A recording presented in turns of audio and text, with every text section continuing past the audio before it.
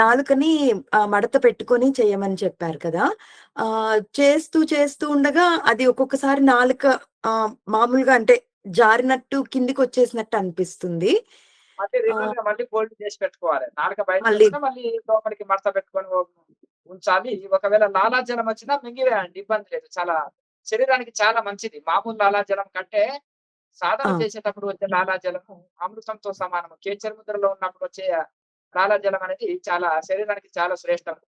గుండె జబ్బులు రావు. అలాగే శరీరానికి కాంతి పెరుగుతుంది. ఆకలి దప్పులు కంట్రోల్ వస్తుంది. అలాగే చాలా శరీరంలో హీట్ పెరగదు. ఓకే స్వామీజీ. తరువాత నాలుక ఎక్సర్‌సైజ్ మీరు ఫస్ట్ తాళవ్య క్రియ అన్నారు కదా! అది మనము పరగడుపుతోనే చేయాలా? లేదంటే రోజులో మనకెప్పుడు అవకాశం ఉన్నా కూడా చేస్తూ సాధన ఉండొచ్చా? సాధనలో మనము ప్రారంభంలో తప్పనిసరి చేయాలి. మనం ఫ్రీ టైమ్‌లో గూడా మనం చేసుకోవచ్చు. ఇబ్బంది లేదు. మనం ప్రేర్ ఆ! చేస్తుంటాం. ఒక 15 నిమిషాలు ప్రాక్టీస్ చేసుకోవచ్చు అద్దం ముందర నుండి 4 ఎక్సర్‌సైజులు. ఆ! సో, దానికి మనం ఎందుకంటే ఈ యొక్క పరగడుపుతో ఈ పరగడుపుతో చేయాలని లేదు 4 ఎక్సర్‌సైజు. సాధనలో మాత్రము తప్పనిసరి ప్రారంభంలో ఎలా ఉందో ప్రాసెస్ అలాగే చేయాలి.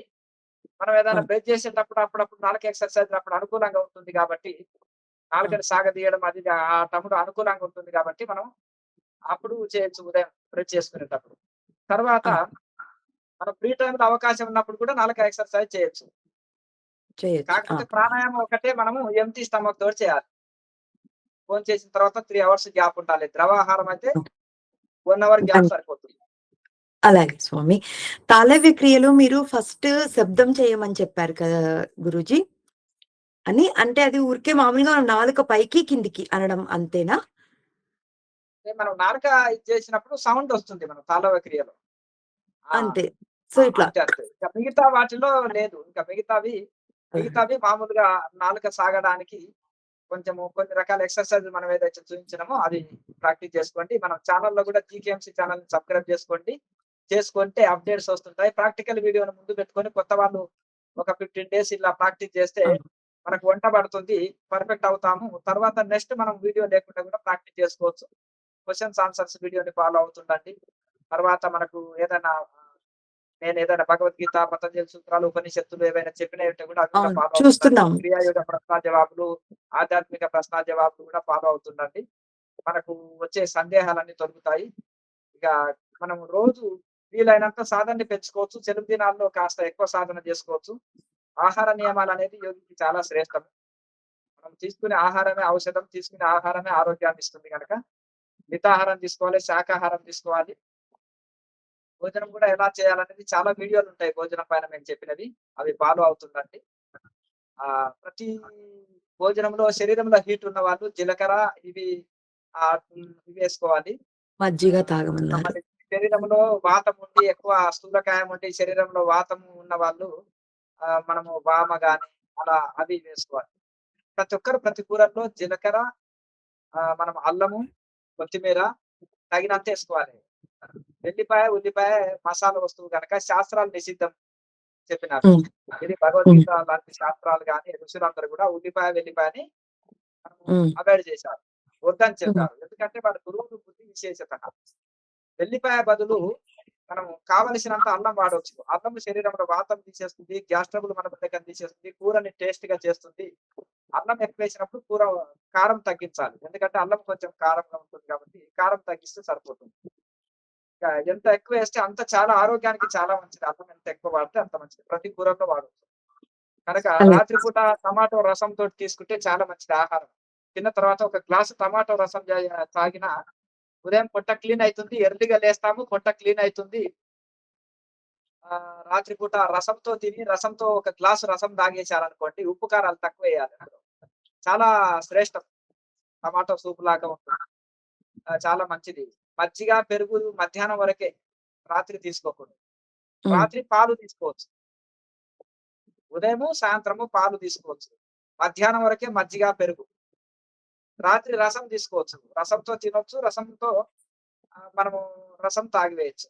అలాగే మనము ఏదైనా ఒక పూట టిఫిన్‌కి బదులు ఫ్రూట్స్ గాని, వెజిటబుల్స్ హ్మ్. ముక్కలు గాని, మొలకలు గాని, ఫ్రూట్ జ్యూసులు గాని, మనము ఫ్రూట్స్ గాని తీసుకోవచ్చు. ఉదయం టిఫిన్‌కి బదులు జావా తీసుకోవచ్చు. రాగి మాల్ట్. హ్మ్. చాలా అవును. శ్రేష్టం. జొన్నలు, రాగులు మిక్సింగ్ చేసుకోవచ్చు. లేదా ఒట్టి మనం రాగి మాల్ట్ అయినా సరే, రాత్రి పూట అయినా సరే రాగి మాల్ట్‌ని ఇది చేసుకోవచ్చు. ఇంకా అది టేస్ట్ రావాలంటే అందులో కొంచెం రాత్రి పూట అయితే పాలు కలుపుకోవాలి. మధ్యాహ్నం అయితే మజ్జిగ కలుపుకోవాలి. ఉదయం అయినా పాలు కలుపుకోవచ్చు. అట్ల కోసం కొంచెం చిక్కగా ఉంటే రాగి మాల్ట్ అందులో కొంచెం రసం కలుపుకున్నా, ఏదన్నా పప్పు కూర కొంత కలుపుకున్నా ఏమి ఇబ్బంది కాదు. టేస్ట్ అలా. వస్తుంది. అట్లా మనం శరీరానికి ఇంకా మంచి విటమిన్ అందాలంటే అందులో కొంచెం డ్రై ఫ్రూట్స్ పౌడర్ ఒక 2 స్పూన్లు వేసుకున్నాం అనుకోండి అది రాగి మాల్ట్‌లో. మనకు చాలా మంచి విటమిన్స్ అందుతాయి. లైట్ భోజనం ఉంటుంది.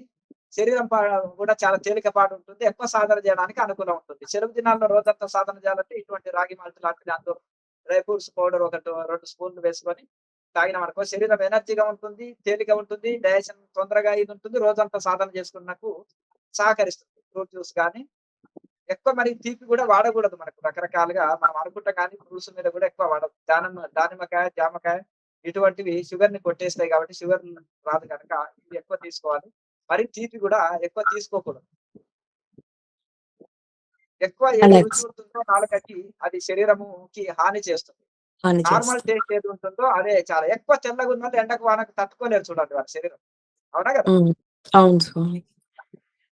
అలాగే హ్మ్. అలాగే ఇక్కడ గూడా ఏదైనా సరే మనము మితమైన భోజనం ఎలా అంటారంటే శరీరాన్ని 4 భాగాలు చేసినట్టే సగ భాగం ఆహారం తీసుకోవాలి. పావు భాగం నీరు తీసుకోవాలి. పావు నీళ్ళు భాగం శ్వాస తీసుకునుట కోసం ఖాళీగా వదిలిపెట్టాలి. దీన్ని మితాహారం అంటారన్నమాట. మితాహారం చాలా శ్రేష్టం. 3 పూటలు తీసుకోవాలి. కానీ మితంగా తీసుకోవాలి. సెలవు దినాల్లో గూడా కొంతమంది మంచిదే. కానీ అందరి శరీరాలు ఉపవాసానికి అలాగే మనము ఉండడానికి సహకరించవు. కనుక అటువంటి వాళ్ళు ఏం జేయాలంటే, ఆ రోజు మనం పంట మార్పిడిలాగా వంట మార్పిడి జేయాలి. రైతులు ఒకే పంట వేస్తే పంట రాదు. పంట మార్పిడి జేయాలి. అలాగే ఇక్కడ గూడా మనం ఏం జేయాలంటే, అప్పుడప్పుడుని ఆహారాన్ని గూడా మారుస్తుండాలి.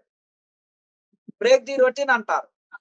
ఎప్పుడు రొటీన్‌గా అదే ఇదే చేస్తారు. అన్నప్పుడు ఒకసారి టిఫిన్ మనం రోజు ఇడ్లీ, దోసకి బదులు ఫ్రూట్స్ కూరగాయ ముక్కలు, ఒకసారి మంచి చక్కగా పళ్ళ పళ్ళు, ఒకసారి జ్యూసులు, ఒకసారి రాగి మాల్ట్ ఇటువంటిది మనం డైట్ చేంజ్ చేస్తుండాలి. ఎప్పుడు వండిందే కాకముందు ఒక రోజసంతా గూడా వండంది తీసుకోవాలి. కూరగాయ జ్యూసులు, పండ్ల జ్యూసులు, పండ్ల ముక్కలు లేకపోతే వండంది రా ఫుడ్ లాంటివి తీసుకోవాలి. అలా. మనము కొత్త ఆహారం ఇచ్చినట్టుంటుంది. డైజెషన్ తొందరగా పనిచేస్తుంది. డైజెషన్ సిస్టమ్‌కి కూడా రిలీఫ్ ఇచ్చినట్టుంటుంది. అలా మనం ఆరోగ్యపరంగా కూడా చాలా మంచిది. యోగుల భోజనం ఇది. యోగానికి అనుకూలమైన భోజనం. యుక్తాహార విహారస్య యుక్త చేష్టసు కర్మసు భగవద్గీతలో కృష్ణ పరమాత్మ చెప్పినట్టుగా భోజనము మితంగుండాలి. అలాగే నిద్ర మితంగుండాలి. మాటలు మితంగుండాలి. పని మితంగుండాలి. అమితం ఏదైనా అనర్థం. ఇంకా మీకేమైనా సందేహాలుంటే అడగండి. లే. నెక్స్ట్ ఇంకెవరైనా మీ సందేహాలుంటే అడగండి. సాధన సంబంధించింది అడగండి. ఎందుకంటే మిగతా విషయాలు చాలా మటుకు మన ఛానెల్‌లో అన్నీ ఉన్నాయి. ఛానెల్‌ని ఫాలో గాండి. ఇప్పుడు ఎవరైనా సరే మీ బంధుమిత్రులు గాని, మీ పేరెంట్స్ గాని ఇండియాలో ఉన్న ఆశ్రమంలో వచ్చి చక్కగా ఈ సమ్మర్ హాలిడేస్‌ని సద్వినియోగం చేసుకోవచ్చు. పరివారంతో వచ్చి ఆశ్రమంలో ఉండి సాధన చేసుకోవచ్చు. అలాగే ఎవరైనా సరే పరివారం రాకున్నా గాని ఇగ మామూలుగా పురుషులైతే ఒక్కరే రావచ్చు. స్త్రీలైతే వాళ్ళ గార్డియన్ తోటి వచ్చేసి ఆశ్రమంలో ఉండి సాధన చేసుకోవచ్చు.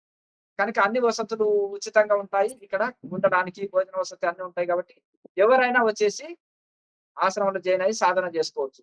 వారం రోజుల, 10 రోజుల మీకు నచ్చినన్ని రోజులు ఉండి కూడా సాధన చేసుకొని పోవచ్చు. పల్లెటూరు, పట్టుకొమ్మలు, చుట్టూ పంట పొలాల మధ్యలో పచ్చటి వాతావరణం, స్వచ్ఛమైన వాతావరణంలో మనం సాధన చేసుకోవచ్చు. తీర్థ స్థలాలు కూడా మనం వెళితే అక్కడ గోల ఉండొచ్చు. సౌండ్స్ డిస్టర్బెన్స్ రావచ్చు. కానీ ఇక్కడ ఎటువంటి డిస్టర్బెన్స్ గాని, సౌండ్స్ గాని ఉండవు. సాధన సమయంలో అందరూ సాధన చేస్తారు గనక ఆ ఇబ్బంది ఉండదు. తీర్థ స్థలాల్లో మన సాధన టైంలో బయట సౌండ్స్ ఉంటాయి. ఎక్కడ జాయిన్ అయినా గాని, మనం ఎక్కడంటే సత్రాల్లో ఎక్కడెక్కడైనా గాని మనం గోల ఉంటది గదా! ఎక్కువ మంది జాయిన్ అయితారు. అందరూ సాధకులొచ్చి జాయిన్ అవ్వరు గదా! టూరిస్టులొచ్చి జాయిన్ అవుతారు గనుక. కనుక ఆశ్రమంలో మంచి ఏకాంత ప్రదేశంలో మీరు చక్కగా చాలా మంచిగా సాధన చేసుకోవచ్చు. అలాగే మనం సాధన అనేది గూడా మనము లాహిరి మహాశయ చెప్తారు. నెలకు గాని, 6 నెలలకు గాని, 3 నెలలకు గాని, 6 నెలలకు గాని, సంవత్సరానికి గాని మనం ఆశ్రమంలో గూడా ఆశ్రమం అంటే తల్లిగారి ఇల్లు లాంటిది గురువు సమక్షంలో. మనం సాధన చేసుకుంటే మన సందేహాలు తొలగుతాయి. మనకు సాధనలో సందేహాలు నివృత్తి అయితాయి. సాధనలో ముందుకెళ్తాము. అలాగే గురు సమక్షంలో మనం సంవత్సరానికి ఒక 3 రోజులైనా సాధన జేసుకోవాలి. చాలా మంచిది మనకు. సాధనకి ఎక్కువ బెనిఫిట్ ఉంటుంది. ఇంకా మీకేమైనా సందేహాలు ఉంటే అడగండి. స్వామి మీ దినచర్య ఎలా ఉంటుంది స్వామి? మీరు ఆహారం ఎలా తీసుకుంటారు? మీరు మౌన వ్రతం అన్నారు కదా! అసలు ఎలాగా మీరు రోజు ఎలా దినచర్య మీది మౌ ఎలా ఉంటుంది? మౌనం పాటించినప్పుడు స్పెషల్ ఆహారం అంటూ ఏముండదు. ఇప్పుడు ఆహారం ఆటోమేటిక్‌గా తగ్గిపోతుంటుంది మౌనం ఉన్నప్పుడు. ఎలా అంటే మనం మాట్లాడినప్పుడు జఠరాగ్ని రగులుతుంది శరీరంలో. ఎక్కువ మాట్లాడినప్పుడు ఎవరైనా కాల్స్ మాట్లాడే వాళ్ళని కంపెనీ దగ్గర పెడితే రోజుకు వందల కాల్స్ లిఫ్ట్ చేసి ఆన్సర్స్ చేస్తారనుకో వాళ్ళని అడగండి. వాళ్ళకి ఆటోమేటిక్‌గా జఠరాగ్ని ఎక్కువ రగిలి ఎక్కువ ఆకలి వేస్తుంది. ఈ రోజంతా మాట్లాడే డ్యూటీ ఎవరైనా చేస్తుంటే అడగండి. వాళ్ళకెక్కువ. మీరు ఏదన్నా ఒక రోజు పూర్తి మౌనం పాటించండి. ఆటోమేటిక్‌గా ఆహారం తగ్గిపోతుంది. మన శరీరం మనకు చెప్తుంది. మనకెంత అవసరమో మన శరీరం మనకు చెప్తుంది. కనుక నాలుక మాట ఇంటే వెరీ డేంజర్. పొట్ట మాట ఇనాలి. ఇక చాలు నాకు ఉబ్బరం వేస్తుంది అని అంటుంది. పొట్ట చెప్తుంది.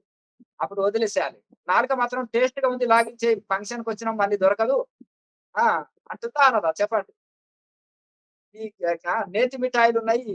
వదులుతావో కేజీ లాగించేసేయి. అట్‌లీస్ట్ ఒక అర కేజీ అయినా లాగించేయి. మళ్ళీ మళ్ళీ దొరుకుతాయా అంటాయి. కానీ స్వీట్లు చాలా డేంజర్.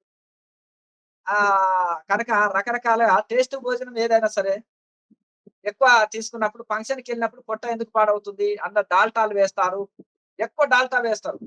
ఆ చేతిని, మూతిని సబ్బు పెట్టి తోమాలి మనం. అవునా కాదా? ఎందుకు? మొత్తము అవును స్వామి. ఇదుంటుంది. అవి పేగులకు పట్టుకుంటుంది. యానిమల్స్ కొవ్వును వేసి వండుతారు ఫంక్షన్‌లో. ఇదే మన డాల్టాలు. అవి పేగులకు అతుక్కొని త్వరగా జీర్ణం కావు.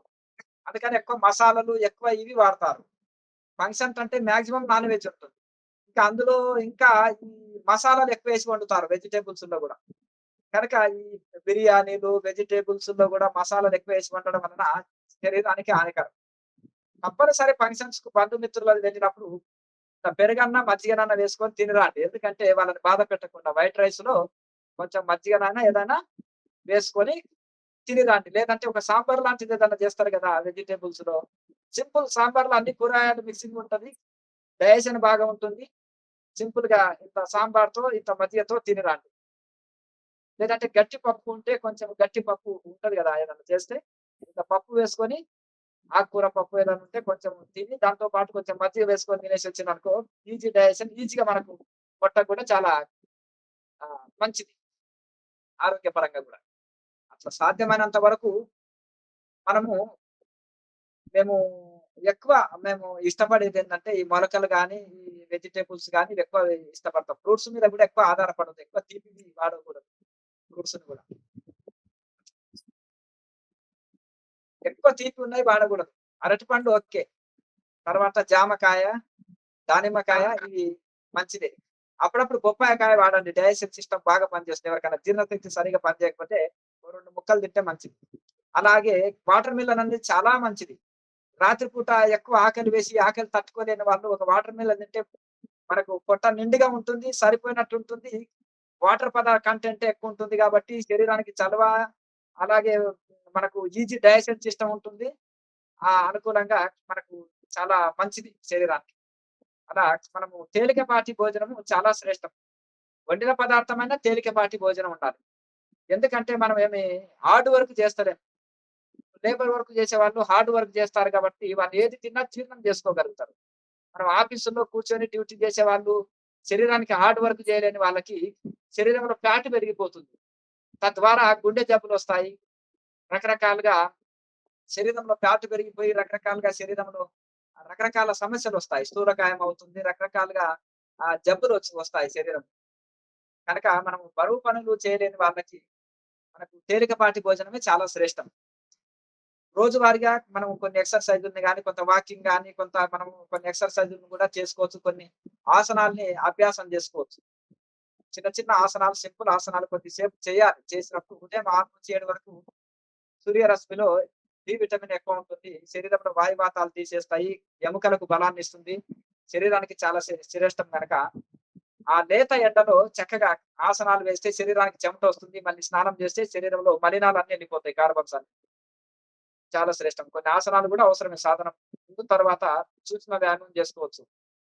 తర్వాత మనము ఈ సాధన చేసే వాళ్ళకి ఎక్కువ ఎక్సర్‌సైజులు, ఆసనాలు అవసరం ఉండదు. ఈ క్రియ ఎప్పుడు ఎక్కువ చేసే వాళ్ళకి ప్రాణాయామతోటే నాడీ మండల శుద్ధి అయితుంది. ఆసన సిద్ధి జరుగుతుంది. ఆరోగ్యం బాగుంటుంది. శరీరంలో రక్తం శుద్ధి అయితుంది. చక్కగా అన్ని రకాలుగా మనకు శరీరానికి కూడా చాలా శ్రేష్టం. మనసు కూడా ప్రశాంతంగా ఉంటుంది. మనసు కూడా ధ్యానంలో లీనమైతుంది. ఎంతో శాంతిని, ప్రశాంతిని పొందుతాం. నెక్స్ట్ మీకు ఏమైనా సందేహాలుంటే అడగండి. నమస్తే స్వామి గారు. నాకొక ప్రశ్న ఉంది. అంటే అది నమస్తే. క్రియకి సంబంధించింది కాదు. ఇప్పుడు అంటే మనము ఇంత అంటే ప్రాక్టీస్ చేస్తున్నాం, ఇంత చేస్తున్నాము. అంతా బానే ఉన్నప్పుడు బానే ఉంటుందండి. ఇప్పుడు ఏదన్నా బాహ్య ప్రపంచంలో ఏదో చిన్న సమస్య వచ్చిందనుకోండి, అంతా ఈశ్వరేచ్ఛ, ఆయన ఎలా జరిపించాలో అలా జరిపించుకుంటాడు అని తెలిసినా గూడా మన ఆలోచనలనేవి ఆగడం లేదు యాక్చువల్‌గా. అంటే అది అవసరం లేని ఆలోచనలైనా గూడా అన్ని ఆలోచనలొచ్చి పడుతున్నాయి. అవి అనవసరమైనయి అని నాకు తెలుసు. కానీ వస్తుంటాయి. అవి అలాంటి సమయంలో అంటే వాటిని ఎలా నిరోధించాలండి? ఒకటి సాధనలో స్టార్టింగ్‌గా ఎవ్వరు ప్రారంభించినా సరే, వాళ్ళకి మొదలు చాలా నెగెటివ్ థాట్స్ వస్తుంటాయి. మెడిటేషన్‌లో కూర్చున్నప్పుడు. ఈ ప్రాణాయామం చేసేటోళ్ళకు కొంచెం తక్కువ గాని, నార్మల్ మెడిటేషన్ చేసేటోళ్ళకి ఎక్కువొస్తాయి. అయితే తర్వాత మనము సాధన చేస్తూ ఉన్నాక ప్రాణాయామ అభ్యాసం మంచిగా చక్కగా చేస్తుంటే మంచి పాజిటివ్ ఆలోచనలొస్తాయి. ఇంకా బాగా సాధన చేయగా మనము ఆలోచనలు లేని స్టేజ్‌లో అందుకొనగలుగుతాం. అంటే మనసు ప్రశాంతంగా దైవంలో మనసు లీనం చేయగలుగుతాం. కానీ మళ్ళీ బయటికొచ్చినప్పుడు మళ్ళా ఆలోచనలు మామూలుగుంటాయి. ఒక బంతి విసిరినప్పుడు శక్తి ఎంతసేపు ఉందో అంతసేపు ఆ బంతి వెళ్తూ ఉంటుంది. అలాగే మన సాధన ఎంత సాధన చేసినామో అంత వరకు మనము ప్రశాంతంగా ఉండగలుగుతాం. ఆ తర్వాత ఏదైనా సమస్య వచ్చినప్పుడు మళ్ళీ బ్యాలెన్స్ తప్పుతుంది. మనసు ఇటు అటు ఆలోచనలో టెన్షన్ గురైతాం. అవి ఫ్యామిలీ టెన్షన్సే గావచ్చు, కోరికలే గావచ్చు. నాకిది గావాలి, అది గావాలి, పక్కోళ్ళకుంది గదా! నాకెందుకు ఉండగూడదు? అంతేనా గదా! ఒక పక్కన ఇల్లుంటే మంచిది. ఒక మంచి పెద్ద టీవీ ఉండాలే, మంచి ఫ్రిడ్జ్ ఉండాలే, మంచి సొంత ఇల్లుండాలే, మంచి కారుండాలే, ఎందుకు మనము మంచిగా మనకు ఎక్కువ డబ్బులుండాలి. ఇవన్నీ ఆలోచనలు సాధకుల్ని గూడా బాధిస్తుంటాయి. ఒక ఏదైనా ఫంక్షన్‌కెళ్ళినప్పుడు మన బంధుమిత్రులు వాళ్ళ లేని స్టేటస్ మన దగ్గర చూయించుకున్నప్పుడు అట్లా ఇవన్నీ ఓహో! మరి మనకంటే వీళ్ళు తక్కువ స్థాయిలో ఉండేటోళ్ళు వీళ్ళు పైకి ప్రమోషన్స్ తోటో ఏదో అదృష్టం కొద్దీ మనకంటే పైకి ఎదిగారే, మనం ఎదగలేదే అనే బాధ, లేకపోతే ఎవరైనా మనని కొంచెం చిన్న చూపు చూసినప్పుడు గూడా మనం గూడా ఎందుకు ఎదగలుగుతా అనేది ఇవన్నీ ఉంటాయి. బాహ్య ప్రపంచంలో ఉన్నప్పుడు ఇవన్నీ మనం బ్యాలెన్స్‌గా ఎంత ఇది చేసుకుండాలన్నా లోపల కొంత ఉంటుంది. కనుక అలాగే ఇవన్నీ గూడా మనము సాధన ఎప్పుడైతే పెరుగుతుందో సమంగా తీసుకునే శక్తి కలుగుతుంది మనకి. అన్నిటికి సాధన.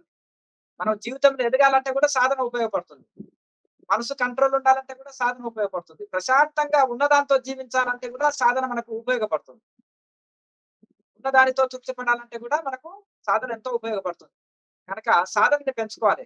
అప్పుడు మనకు విచారణ ఏం చేయాలంటే, మనసు భౌతికం వెళ్తున్నప్పుడు, అప్పుడు ఓహో! మనసు నన్ను మాయ చేస్తుంది.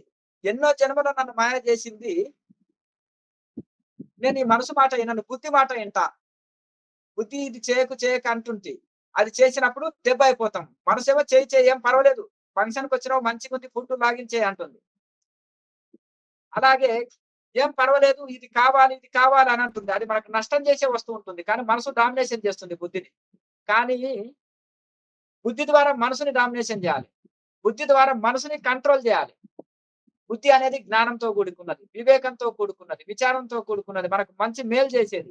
ఇది వద్దు అంటుంది బుద్ధి, అప్పుడు అది చేయకూడదు. మనసు ఇది కావాలన్నది ఇవ్వకూడదు. మనసు కరెక్ట్ నిర్ణయం చేయదు.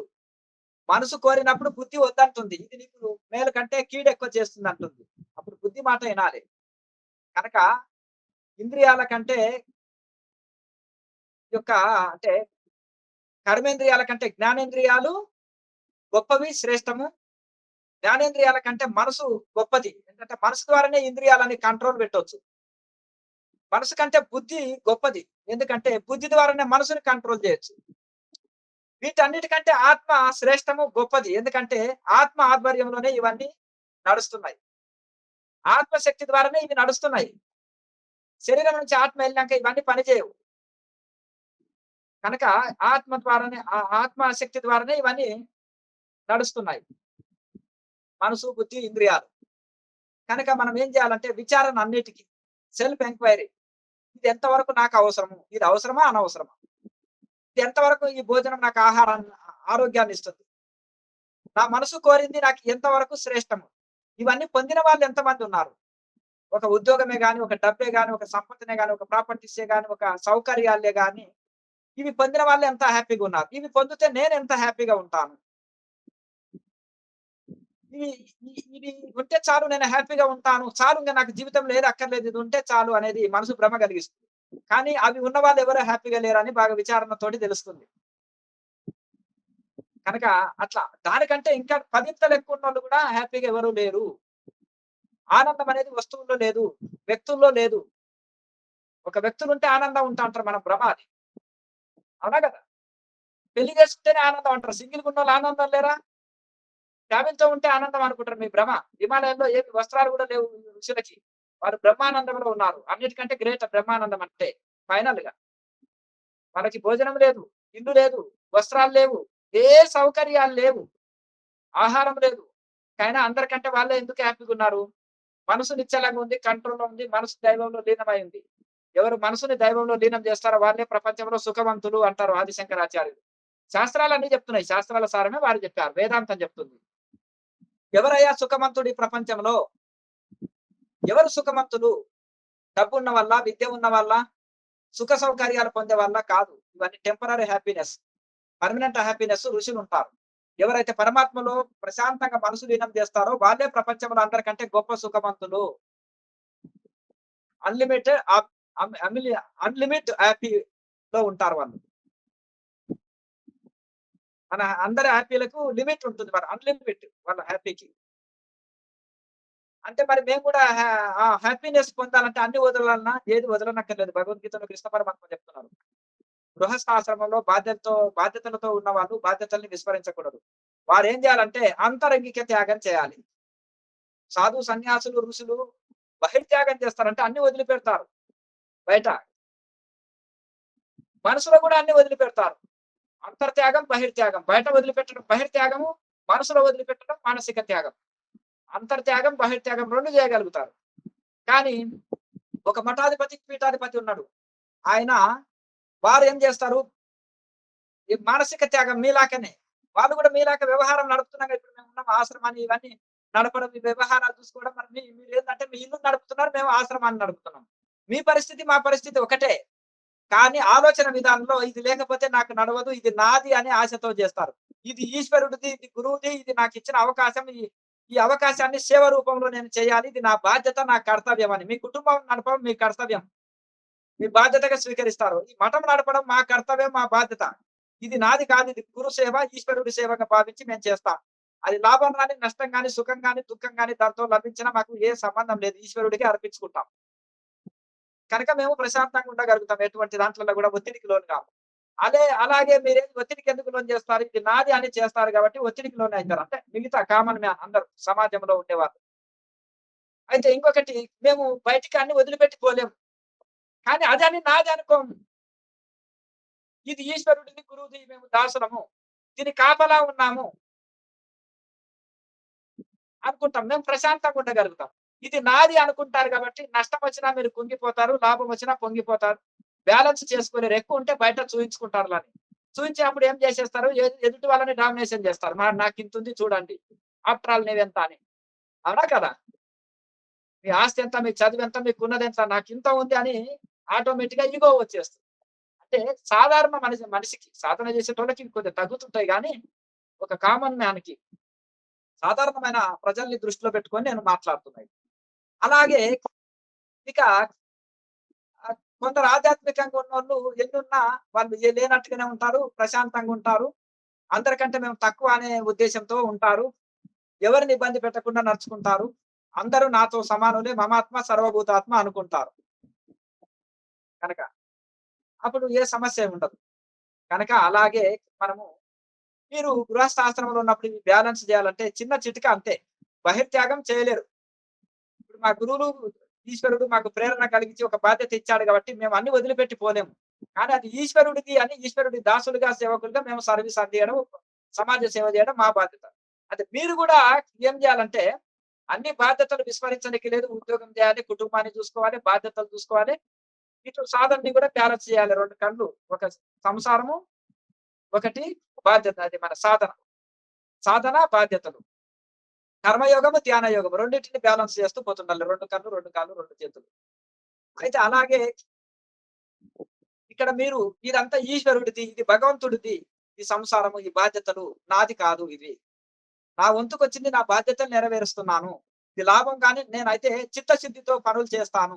ఇది లాభం గాని, నష్టం గాని ఆ భగవంతుడి మీదనే భారమని మీరు ఎప్పుడైతే చేస్తారో చిత్తము ప్రశాంతంగా ఉంటుంది.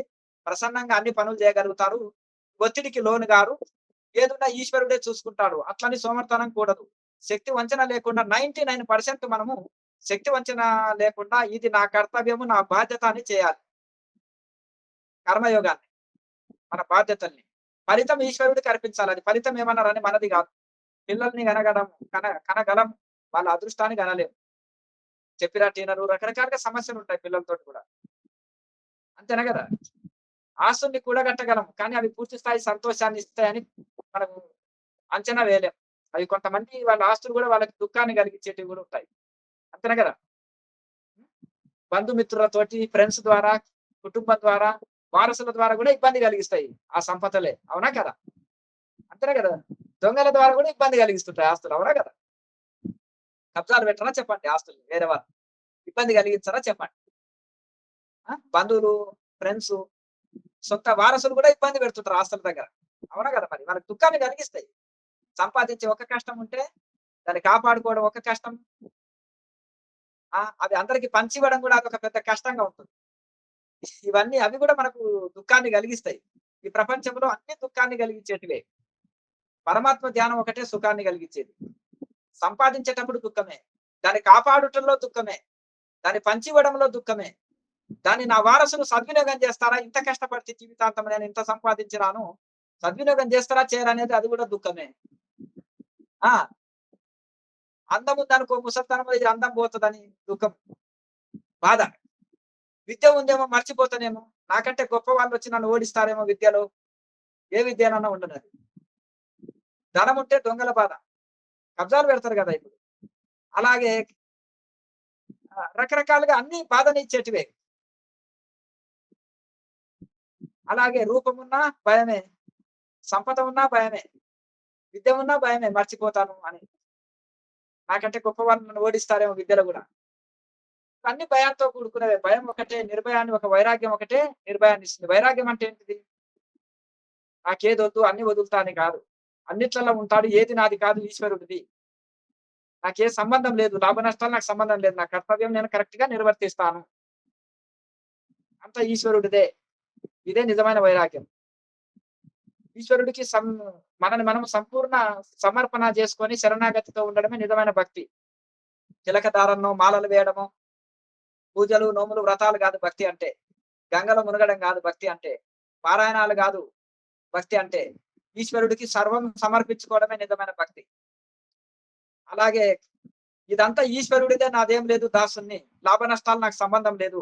నా కర్తవ్య కర్మలు నేను చేస్తాను అని మనసుని ఈశ్వరుడికి అర్పించుకొని ఫలితాన్ని ఈశ్వరుడికి అర్పించి చేయడమే నిజమైన వైరాగ్యం. అదే కర్మయోగం. అదే నిజమైన వైరాగ్యం. వైరాగ్యం అంటే అన్ని వదిలి వెళ్ళడం అని అనుకుంటారు. అది బాహ్య త్యాగం. గృహస్థాశ్రమంలో ఉన్నప్పుడు అంతర్త్యాగం. మనసుని ఈశ్వరుడికి త్యాగం చేసేయాలి. కోరికల్ని ఈశ్వరుడికి త్యాగం చేసేయాలి. మనము కర్తవ్య కర్మల్ని మన పని మనం పర్ఫెక్ట్ చేయాలి. ఆ ఫలితాన్ని ఈశ్వరుడికి అర్పించాలి. అది ఏదన్నా ఉండని ఫలితం. మన శక్తి వంచన లేకుండా చేయాలి. ఆ ఫలితాన్ని ఈశ్వరుడికి అర్పించాలి. ఇదే వైరాగ్యము. ఇదే కర్మయోగం. కనుక అన్నిట్లలో ఉండాలి. మనం అన్ని బాధ్యతలు నెరవేరుస్తూ కూడా ఫలితాన్ని కోరకుండా అన్ని పనులు చేయాలి. ఇది భగవంతుడిది. ఈ పని భగవంతుడిది. ఈ ఫలితం కూడా భగవంతుడిదే అనుకోవాలి. మనం అన్ని వదిలేస్తే మాకెట్లా అంటే మనమే తోట పెడితే మనమే పళ్ళు తింటాం. ఉద్యోగం చేస్తే మనకే సాలరీ వస్తది. కానీ ఇది భగవంతుడి దాన్ని చేయండి. ఏ బాధలు మిమ్మల్ని బాధించలేవు. నాదని చేస్తే దుఃఖం, సుఖం దుఃఖం వెంటాడుతుంది. కర్మయోగం వలన ఎందుకు చిత్తం శుద్ధమవుతుంది అని భగవద్గీతలో కృష్ణ పరమాత్మ చెప్పాడు. కర్మయోగం తోటి చిత్తశుద్ధి జరుగుతుంది అన్నాడు. చిత్తశుద్ధిలో ధ్యాన యోగం పర్ఫెక్ట్ వస్తుంది. ఫలితం కోరి చేసింది దుఃఖము, ఫలితం కోరకుండా చేసింది సుఖం. అందులో లాభ నష్టాలు లేవు ఫలితం కోరకుండా చేసే దాంట్లో. కనుక దీన్నే కర్మయోగం అంటారు. మనం ఈ యొక్క గృహస్థాశ్రమంలో ఉన్నప్పుడు బాధ్యతలు విస్మరించడానికి వీలు కాదు కాబట్టి బాధ్యతలు నెరవేరుస్తూనే ఈశ్వరుడికి మనల్ని మనం అర్పించుకొని చేసే ప్రతి పని కూడా అది కర్మయోగం అవుతుంది. చిత్తం బ్యాలెన్స్ గా ఉంటుంది. చిత్తం సిద్ధమవుతుంది. ధ్యాన యోగానికి అనుకూలంగా ఉంటుంది. మనము ఈశ్వరుడిలోన మన మనసు లీనమవుతుంది. కనుక ఇదే విచారణ చేయాలి. ఏ థాట్స్ వచ్చినా గానీ, ఏ ఆలోచనలు వచ్చినా ఇది ఎంతవరకు నాకు సుఖాన్ని, ఆనందాన్ని కలిగిస్తది? ఎంతవరకు ఇది రైట్? నాకు వచ్చిన ఆలోచన. ఇది ఎంతవరకు నాకు ఉపయోగపడుతుంది? నాకు సాధనలో ఏం ఉపయోగపడుతుంది? నాకు మోక్షాన్ని కలిగించగలదా? సుఖాన్ని కలిగించగలదా? ఆనందాన్ని కలిగించగలదా? ఆరోగ్యాన్ని కలిగించగలగదా? నాకు కీర్తిని కలిగించగలదా? నాకు ఈ మంచి చేయగలదా? హాని చేయగలదా? ఈ రెండే ఉంటాయి. ఒకటి హాని చేసే కర్మ, ఒకటి మేలు చేసే కర్మ. నాకు ఎంతవరకు మేలు చేస్తుంది ఈ పని? అట్లా మీరు ఉద్యోగం చేస్తున్నారు. మీ శాలరీ మీ కుటుంబానికి ఉపయోగపడుతుంది. మీరు ధ్యానం చేస్తున్నారు. ఇది మీకు మోక్షానికి ఉపయోగపడుతుంది. ఆరోగ్యం, శాంతి, ముక్తిని కలిగిస్తుంది సాధన. ఇట్లా మనం చేసే ప్రతి పని, ప్రతి మనకొచ్చే ప్రతి ఆలోచన, మనం చేసే ప్రతి పని, మనం మాట్లాడే ప్రతి మాట, మనం తీసుకునే ఆహారం, మన వ్యవహారం ఇది నా నిత్య జీవితంలో ఎంతవరకు ఉపయోగపడుతుంది? నాకు జీవితంలో ఎంతవరకు నాకు మేలు చేస్తుంది? నాకు పర్మనెంట్ హ్యాపీ ఇస్తుందా? అనేది విచారణ చేయాలి. విచారణకు వేదాంతంలో చాలా ఇంపార్టెంట్ ఉంటుంది. వేదాంత శాస్త్రంలో విచారణ, సెల్ఫ్ ఎంక్వైరీ. ఈ శరీరం మీద మోహం పెంచుకున్న ఈ శరీరం నాదా? కన్ను తీసినా గుడ్డివాడిలాగా ఉన్నాను. చేయి తీసినా, కాలు తీసినా కుంటివాడిలాగా ఉన్నాను. అసలు శరీరం వదిలినా గానీ ఎంతో మంది వదిలిపెట్టిపోయారు. ఏడుస్తున్నాం. శరీరం మనది. కానీ ఆత్మ మనది కాదు. ఆత్మ వెళ్ళిపోయింది. కనుక ఎంతో సుకుమారంగా మనం ఈ శరీరాన్ని పోషించుకున్నాం. ఎంతో ఈ శరీరమే మన ఎంబడి రాదు. ఈ శరీర సంబంధాలే భార్య, బిడ్డలు, ఫ్రెండ్స్, పరివారము, బంధువు, మిత్రులు ఇదంతా కూడా శరీర సంబంధాలే. ఈ అటాచ్‌మెంట్, డిటాచ్‌మెంట్ అంతా శరీరం సంబంధం. నేను శరీరం కాదు, నేను ఆత్మస్వరూపాన్ని. నాకే అటాచ్‌మెంట్, డిటాచ్‌మెంట్ లేదు. మరి నాకు ఇక్కడ పొందినవి ఇక్కడనే పోగొట్టుకున్నాను. ఎందుకు దుఃఖం కలిగింది? ఇక్కడనే వచ్చింది, ఇక్కడే పోయింది. నేను తీసుకురాలే, తీసుకువెళ్ళను. ఇదే సంతోషానికి కారణం. ఇదే మనకు సంతోషాన్ని ఇస్తుంది ఇట్లా విచారం చేయడం వల్ల. కొన్ని స్నేహాలు దూరమైనాయి. ఓహో! మేలు కంటే కీడే ఎక్కువుంది. భగవంతుడు దూరం చేశాడు. సంతోషం, హ్యాపీ. మన జీవితంలోకి ప్రవేశించారా? ఆనందం. జీవితం నుంచి వెళ్ళిపోయారా? ఆనందం. ఓకే. బ్యాలెన్స్ చేయగలగాలి అది. అట్లా. ఇక్కడ ఏది పర్మనెంట్ కాదు. ఈ శరీరమే పర్మనెంట్ కాదు. ఈ స్నేహాలు పర్మనెంట్ కాదు. ఈ ఆస్తులు పర్మనెంట్ కాదు. ఈ ప్రపంచంలో ఏది పర్మనెంట్ కాదు. పర్మనెంట్ ఒకటి ఆత్మ. ఆత్మ మీ స్వరూపం. ఆత్మని పట్టుకోండి, పరమాత్మని పట్టుకోండి. సుఖంగా ఉండాలంటే ఆ పని చేయండి. టెంపరరీవి ఈ వ్యక్తులుంటే నాకు చాలా ఆనందము. నా ఫ్రెండ్స్ ఉండాలి. చిన్ననాటి ఫ్రెండ్స్ నా చుట్టే ఉండాలి. నాకు పార్టీలు చాలా ఆనందాన్నిస్తాయి. ఫ్రెండ్స్ ఆనందాన్నిస్తారు. ట్రెక్కింగ్‌లు ఆనందాన్నిస్తాయి. టూర్‌లు నాకు ఆనందాన్నిస్తాయి. పరివారం నాకు ఆనందాన్నిస్తది.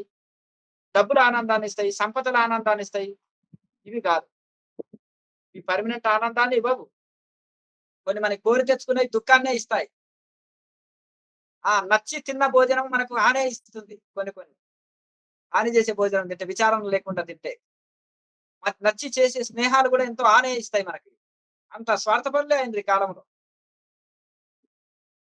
అంటే నమ్మితిమా 100% మోసపోయినట్టు ఈ కాలంలో సంపూర్ణంగా. మనల్ని మనం నమ్ముకోండి. భగవంతుడిని నమ్ముకుంటే ఎటువంటి ఇబ్బంది లేదు. అతిగా దేన్ని నమ్మకూడదు, అతిగా తినకూడదు, అతిగా నమ్మకూడదు, అతిగా మాట్లాడకూడదు, అతిగా నిద్రపోకూడదు. అతి అనర్థము. నేను నమ్మానండి, నాకు మోసం చేశారండి. అయ్యో! ఫ్రెండ్స్ అనుకున్నాను. నా డబ్బులన్నీ లాగేశారు. లేకపోతే నాకు ఆర్థిక నష్టం చేశారు. నాతో సూరిటిప్పించుకున్నారు, నష్టం కలిగించారు. నమ్మినందుకే గదా! ఎవరు నమ్మమని చెప్పారు మనల్ని? నమ్మితే మోసం చేస్తారు. నమ్మకపోతే లేదు గదా! అవునా గదా! చెప్పండి. మనమే పొట్ట చేతులు పట్టుకొని విదేశాలకెళ్ళాము జీవనోపాధికి. అక్కడ షూరిటీలు ఇవ్వడం అవసరమా చెప్పండి? అవునా? మనం ఇండియన్స్ అనుకున్నామండి, ఫ్రెండ్స్ అనుకున్నామండి. అవసరం లేదు. మానవత్వంతో ఏదన్నా సాయం ఓ పూట భోజనం పెట్టామా, ఏదన్నా రూ. 10 సాయం చేసినామా రిటర్న్ ఆశించకుండా చేసే పనది. రిటర్న్ ఆశించేదుంటే జాగ్రత్తగుండాలి. ఏ వ్యవహారం డబ్బులిచ్చే వ్యవహారం గాని, షూరిటీలు గాని, మాటలు గాని, స్నేహాలు గాని జాగ్రత్తగా ఉండాలి ఈ కాలంలో మనం. ఏ దాంట్లో అయినా గాని. మనల్ని మనం నమ్ముకున్నోళ్ళకి ఇబ్బంది లేదు. దైవాన్ని నమ్ముకున్నోళ్ళకి ఇబ్బంది లేదు. కనుక మన సోల్‌ని నమ్ముకోవాలి. గాడుని నమ్ముకోవాలి. కనుక ఎంత మనము భౌతిక వ్యవహారాలు ఎంత తగ్గించుకుంటే అంత మంచిది. మన డ్యూటీ మనం చేసినామా, మన బాధ్యతలు నెరవేర్చినామా, మిగతా సమయంలో ప్రశాంతంగా మౌనము, ధ్యానము, ఆధ్యాత్మిక గ్రంథ పఠన, మంచి గురువుల ప్రవచనాలు, భగవద్గీత, పతంజలి సూత్రాలు, యోగోపనిషత్తులు, వేదాంతోపనిషత్తులు, వీటికి సంబంధించిన ప్రవచనాలు మంచి యోగము, వేదాంతం. యోగం అనేది ప్రాక్టికల్, వేదాంతం అనేది థియరీ. నీవెవరు, ఎక్కడి నుంచి వచ్చినావు, ఎక్కడికి వెళ్ళాలి అనేది వేదాంతం చెప్తుంది. ఆ మార్గాన్ని, ఆ పరమాత్మని చేరుకునేటట్టు చేసేది యోగం ప్రాక్టికల్. ఈ 2 విడవరాలు మనం. కనుక వేదాంతం చదివితే వైరాగ్యం ఇస్తుంది, విచారణ వస్తుంది, మేధస్సు పెరుగుతుంది, తెలివి పెరుగుతుంది. మన మానవుని లక్ష్యం ఏందనేది గుర్తుకొస్తుంది. ఆ లక్ష్యాన్ని చేర్చేది యోగం. ప్రాక్టికల్. మనం ఆ లక్ష్యంలో స్థిరంగా నిలిచి పరమాత్మ ప్రాప్తి పొందుట కోసం సహకరించేది యోగం. కనుక విచారణ, ధ్యానము ఈ 2 చేయాలి. క్రియాయోగ ధ్యానము, విచారణ ఈ 2 ఉండాలి. సత్సంగత్వే నిస్సంగత్వం, నిస్సంగత్వే నిర్మోహత్వం, నిర్మోహత్వే నిశ్చలతత్వం, నిశ్చలతత్వే జీవన్ముక్తి. అంటే ఈ యొక్క సద్గ్రంథ పఠన, మహనీయుల యొక్క ప్రవచనాలు, మాటలు వినడం వలన ఈ ప్రపంచ ఆకర్షణ తగ్గుతుంది, కోరికలు తగ్గిపోతాయి, నిస్సంగత్వం వస్తుంది. నిస్సంగత్వే నిర్మోహత్వం, మోహం పోతుంది దాని వలన. నాకు ఇది లేనిది నడవదు అనేది మోహం పోతుంది. అప్పుడు నిర్మోహత్వే నిశ్చల తత్వం. ఎప్పుడైతే బయటికి ఆకర్షణ తగ్గిపోతుందో నిశ్చలంగా అవుతుంది మనసు. ప్రశాంతత అందుకుంటుంది. నిశ్చల తత్వే జీవన్ముక్తి. ఆ నిశ్చల తత్వమే జీవన్ముక్తి, మోక్ష స్థితి. కనుక సద్గ్రంథ పఠన, మహనీయుల యొక్క మంచి వాక్కులు, వాళ్ళ మార్గదర్శకము, వాళ్ళు చెప్పే సూక్తులు, వాళ్ళు చెప్పే మాటలు, వాళ్ళు శాస్త్రాల సారాన్ని రంగరించి జ్యూస్ చేసి అందిస్తారు మీకు. కనుక సారాన్ని, అన్ని గ్రంథాలు చదవాలంటే ఎంతో టైం పడుతుంది. వాటి సారాన్ని ఎలా భగవద్గీత శాస్త్రాల సారం ఎలా మనకు అందించినట్టుగా, యోగ శాస్త్రాల సారాన్ని అంత పతంజలి మహర్షి పతంజలి సూత్రాలు అందించినట్టుగా గురువులు సమస్త శాస్త్రాల సారాన్ని 2 ముక్కల్లో కట్టే కొట్టే తెచ్చి చెప్పగలుగుతారు. మన టైం వేస్ట్ కాదు. మార్గదర్శకులు మనకు ఎంబడే సొల్యూషన్ చెప్తారు. మనసు తెలుస్తలేదా ఎంబడే టెక్నిక్ చెప్పేస్తారు. సమస్య వచ్చిందా దానికి ఎంబడే మంచి డాక్టరు రోగ ఏ ఆరోగ్య సమస్య ఉన్నా వెంటనే మెడిసిన్ చెప్పి ఆహార నియమాలు, పద్ధతులు చెప్పి ఎంబడే సొల్యూషన్ చెప్తారు. గురువులు కూడా వచ్చిన సమస్యకి వెంటనే సొల్యూషన్ చెప్తారు. దాన్ని ఫాలో అయితే వెంటనే బెనిఫిట్ ఉంటుంది మనకి. కనుక ఆ రకంగా దాన్ని ఫాలో అవ్వడమే ఇంకా.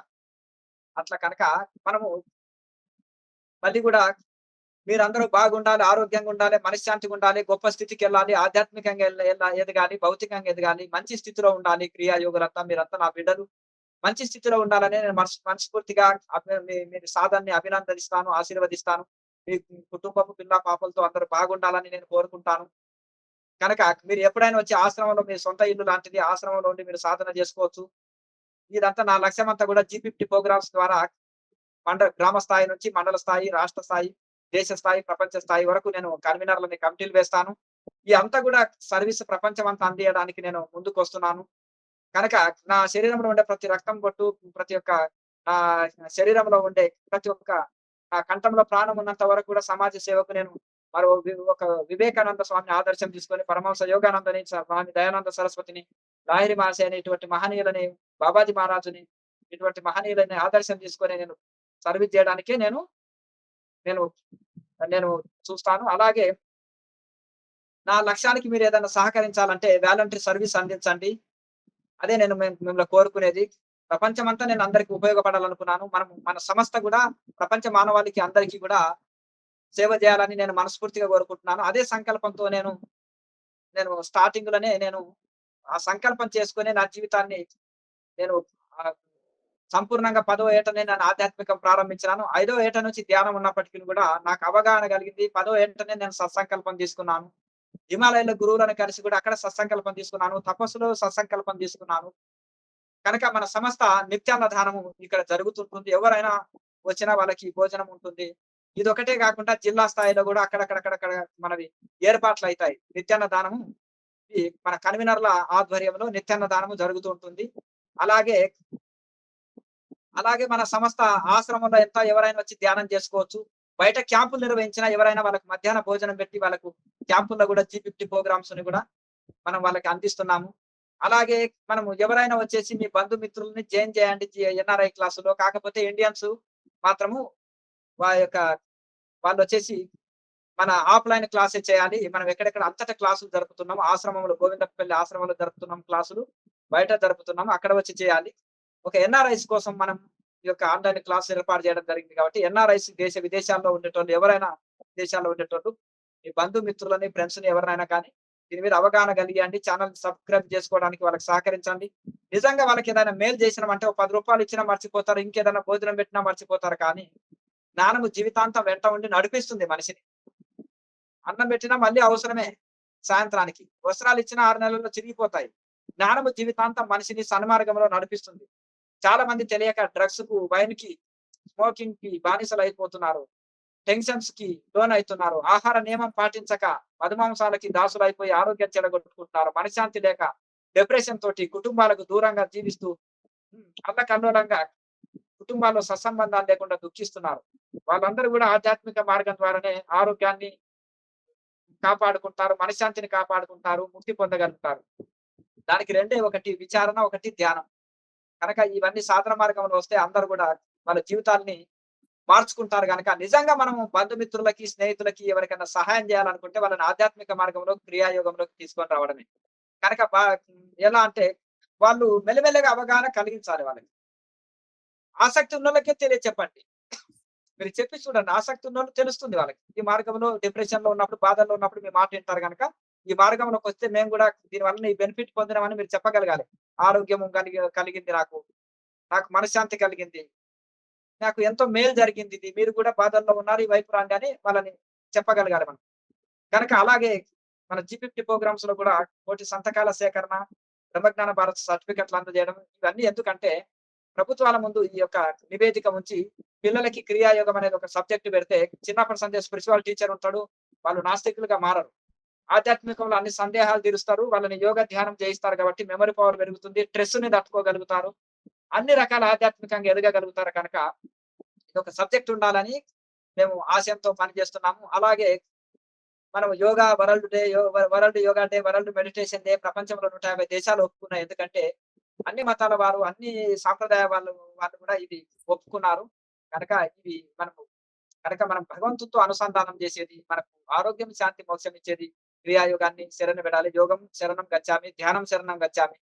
ఆ భగవంతుడిని మనం పట్టుకొని ఇవన్నీ మనం సాధన ఉదయం గంట, సాయంత్రం గంట చేయండి. సెలవు దినాల్లో రోజంతా చేయడానికి ప్రయత్నం చేయండి. ఓ గంట సేపు చేసి గంట గ్యాప్, గంట చేయండి, గంట గ్యాప్ ఇట్లా ద్రవాహారం లాంటిది, జావాలు ఇటువంటిది ఇంతవరకు డైట్ చెప్పినాను. అది పాటిస్తూ మనం సాధన చేసుకోవచ్చు. సాధనలో ముందుకెళ్ళండి, తరించండి. సంస్థ మీకు అండదండగా ఉంటది. హిమాలయ గురువులు, గురు పరంపర యొక్క ఆశీర్వాదం మీకు, మీ కుటుంబం పైన ఉంటుంది. చక్కగా మీరు దీన్ని స్ప్రెడ్ చేయడానికి, దీన్ని ముందుకు తీసుకెళ్ళడానికి అందరికి క్లాసు లింక్ పంపండి. అందరికి ఇందులో జాయిన్ అవ్వడానికి ప్రయత్నం చేయండి. ఇట్లా వాలంటరీ సర్వీస్ చేయండి. వాలంటరీ సర్వీస్ మీ నుంచి ఆశిస్తుంది. మన సంస్థ కూడా FCRA యాడ్ అయ్యింది. అది ఈశ్వరుడి అనుగ్రహం, ఈశ్వరుడి ఆశీర్వాదం, గురువుల యొక్క అనుగ్రహంతో 20 ఇయర్స్ తర్వాత మన యొక్క ఆశ్రమ సంస్థకి గుర్తించి భారత ప్రభుత్వం ద్వారా మనకు FCRA మనకు ఇచ్చేసింది. ప్రతి ఒక్క మనకు ఈ యొక్క సహకరించిన ప్రతి ఒక్క అధికారులకు కూడా ప్రత్యేకమైన ధన్యవాదాలు. అలాగే మనకు అకౌంట్‌కు యాడ్ అయింది. ప్రతి ఒక్కరికి ఎవరైనా ఆ సంస్థకు వచ్చే ప్రతి డొనేషన్ మీద కూడా ఈ యొక్క ప్రపంచ వ్యాప్తంగా ఎగ్జామ్షన్ ఉంటుంది. FCRA వలన మనకు ప్రపంచ దేశంలో ఉండే ఈ యొక్క NRIస్‌కి ఎగ్జామ్షన్ వస్తుంది. అలాగే ITG వలన భారతదేశంలో ఉండే ఎవరైతే భారతీయులు ఉన్నారో భారతదేశ పౌరులకి ఈ యొక్క ఈ యొక్క ఎగ్జామ్షన్ వస్తుంది ఏటీజీ ద్వారా. కానీ ఎఫ్సిఆర్ఏ ద్వారా ఎన్ఆర్ఐలు ఎవరైతే ఉన్నారో ప్రపంచ దేశ ఫారినర్స్ ఆల్సో ఎవరైనా సరే ప్రపంచ దేశంలో ఉండే ఇతర దేశస్తులకి మనకి ఎగ్జామ్షన్ వస్తుంది. కనుక ఇవన్నీ కూడా మన సంస్థని దీన్ని స్ప్రెడ్ చేసేసి ప్రపంచ వ్యాప్తంగా దీన్ని తీసుకొని వెళ్ళి ప్రపంచ దేశాల్లో ఉన్న వాళ్ళకి అందరికి ఉపయోగపడాలనే లక్ష్యంతో మనం ప్రయాణం చేస్తున్నాం. కాబట్టి ఇవన్నీ మీరు దృష్టిలో పెట్టుకొని మీరు ఎవరిని గమనించగలరు. మన వెబ్సైట్ లో మన సంస్థ గురించి ఆల్ డీటెయిల్స్ ఉంటాయి. స్వామీజీ ఎప్పుడెప్పుడు ఎక్కడెక్కడ ఉంటారు, వారి నియమావళి ఏంటిది, ఏ ప్రోగ్రామ్స్ చేస్తున్నారు, ఎప్పుడు హిమాలయస్ లో ఉన్నాడు, ఎప్పుడు G50 ప్రోగ్రామ్స్ లో ఉన్నాడు, ఎప్పుడు ఆశ్రమంలో ఉన్నారు, ఆశ్రమ సిద్ధాంతాలు ఏంటి, ఆడ జైన్ కావాలంటే సిద్ధాంతాలు ఏంటిది, క్లాసులో జైన్ కావాలంటే ఏ ఏమిటి, అన్ని సేవలు ఉచితమే. మనవి ఈడ జైన్ కావాలన్నా, ఆశ్రమంలో ఉండాలన్నా, క్లాసులు చేయాలన్నా, ఆశ్రమంలో సాధన చేసుకోవాలన్నా, భోజనం ఉండడానికి అన్ని సేవలు ఉచితమే. క్లాసులో కూడా భోజన వసతి ఉంటుంది. ఎక్కడ క్లాసులు పెట్టినా మధ్యాహ్న భోజనము వాళ్ళకి ఉంటుంది. క్లాసులో జైన్ కావచ్చు, వాళ్ళకి ఎంత సమయమైనా కేటాయించి వాళ్ళకి థియరీ ప్రాక్టికల్ అంతా వివరిస్తాము. అన్ని సేవలు ఉచితం ఉంటాయి. అందరూ ఆహ్వానితులే. అలాగే సేవలు అందరూ సద్వినియోగం చేసుకోండి. ఈ సేవల్ని స్ప్రెడ్ చేయండి. మీరు కనుక ఈ ఎన్ఆర్ఐ గ్రూపులు పెరగడానికి సహకరించండి, క్లాసులు పెరగడానికి సహకరించండి. అలాగే ప్రపంచంలో ఉండే మన ఆ యొక్క తెలుగు ప్రజలందరూ కూడా దీంట్లో మనకు అన్ని దేశాల్లో ఉండే మీ బంధుమిత్రులు కూడా ఇందులో పాల్గొనడానికి మీరు సహకరించండి. అలాగే ఫారినర్స్ కూడా సెపరేట్ గ్రూప్ పెట్టినాను. వాళ్ళు కూడా అందులో కూడా మనం వాళ్ళకి సెపరేట్ గా ఇంగ్లీష్ లో కూడా క్లాస్ తీసుకుందాము. హిందీ ప్రజలకు కూడా హిందీలో క్లాస్ తీసుకుందాం. అదొక వేరే గ్రూప్ ఉంది. ఈ గ్రూపులు పెంచడము ప్రపంచం అంతా మనం ఉపయోగపడాలనే లక్ష్యంతో ఇది చేస్తున్నాము. రేపటి నాడు విదేశాల్లో కూడా నేను కన్వీనర్లుగా నేను కమిటీలు వేస్తాను. దాంట్లో కనుక మీరు ఎవరైతే వాలంటరీ సర్వీస్ అందించాలనుకున్నారో మీరు వాలంటరీ సర్వీస్ అందించండి. కనుక ప్రతి దేశానికి కూడా మీ అమెరికా అంటే కూడా చాలా పెద్దది. అక్కడ కూడా జిల్లాలు ఉంటాయి, స్టేట్స్ ఉంటాయి. ఆ స్టేట్స్ లో కూడా ప్రతి స్టేట్స్ లో కూడా మనం కన్వీనర్లను వేసి కమిటీలు ఏర్పాటు చేసి కూడా మనం అక్కడ కూడా సెంటర్స్ ఏర్పాటు చేస్తున్నాము. ప్రపంచం అంతా ఉపయోగపడాలి. కనుక ఇవన్నీ దృష్టిలో పెట్టుకొని మరి ఇది ముందుకు వెళ్తారని అందరూ సాధన చేసండి, తరించండి. మరి ప్రతి వారం మనం ఎన్ఆర్ఐ క్లాస్ ఉంటుంది కాబట్టి క్లాస్ కు జనాలు పెరగాలి. దీనికి మీరు సహకారం ఉండాలి. లోకా సమస్త సుఖినో భవంతు. ఓం